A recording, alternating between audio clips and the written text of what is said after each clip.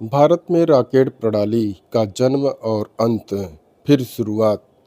Doctor APJ Abdul Kalam लिखते हैं कि भारत में रॉकेट प्रणाली की शुरुआत टीपू सुल्तान ने की थी और जो 20वीं शताब्दी में रॉकेट प्रणाली भारत में उत्पन्न हुई, वह टीपू सुल्तान के सपने के साकार होने के रूप में देखा जा सकता है। जब सन 1799 में टीपू सुल्तान अंग्रेज़ों से युद्ध करते हुए मारा गया, तब अंग्रेज़ों की सेना ने 700 ज़्यादा रॉकेट पकड़े थे और 900 से ज़्यादा रॉकेट की प्रणालियां पकड़ी थी। टीपू सुल्तान की सेना में 27 ब्रिगेड थी, जिसे कुसून कहा जाता था, और हर ब्रिगेड के पास एक रॉकेट कंपनी थी जिसे जर्क्स के नाम से पुकारा जाता था।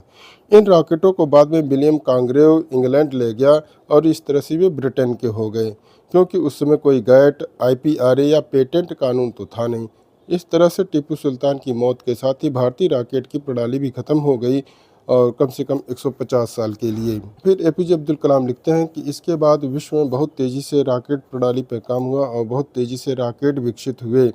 सन 1903 में कॉस्टेनिल तिसिओल ने रूस में, सन 1914 में रॉबर्ट गोडार्ड ने अमेरिका में, सन 1923 में हरमन ओबर्थ ने जर्मनी में रॉकेट विज्ञान को नई दिशाएं दी। नाजी जर्मनी बर्नर फान ब्रांड समूह ने कम दूरी तक मार करने वाली B-2 मिसाइलें बनाई और मित्र देशों की सेनाओं पर इन्हें इस्तेमाल किया। युद्ध के बाद अमेरिका और सोवियत संघ दोनों जर्मनी की रॉकेट तकनीकी और इंजीनियरों को अपने यहाँ ले गए, और फिर इस लूट से ही दोनों देशों के बीच मिसाइल और दूसरे हथियारों सहित हथियारों की दौड़ शुरू हो गई। एपीजे अब्दुल कलाम अपने विंग्स ऑफ फायर में आगे लिखते हैं कि भारत में रॉकेट विज्ञान के पुनर्जन्म का प्रधानमंत्री जवाहरलाल नेहरू के नई प्रौद्योगिकी के विकास की दृष्टि को जाता है। उनके इस सपने को साकार बनाने की चुनौती प्रोफेसर विक्रम साराभाई ने ले ली थी।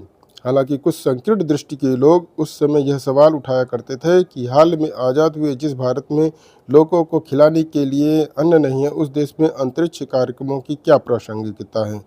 लेकिन न तो प्रधानमंत्री नेहरू और न ही प्रोफेसर विक्रम साराभाई इस कार्यक्रम को लेकर कोई अस्पष्टता थी, यानी वो बहुत सही सुदूर दृष्टि के लोग थे, उनकी दृष्टि बहुत साफ थी।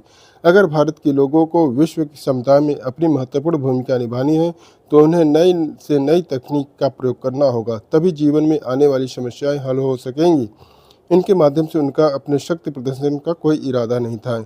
इस प्रकार आप देख सकते हैं कि भारत के सदी के नेता जवाहरलाल नेहरू जहां युद्ध को वरीयता नहीं देते थे, किंतु रॉकेट को वरीयता उन्होंने दिया और सभी आलोचनाओं को दरकिनार करते हुए इसे आगे बढ़ाया।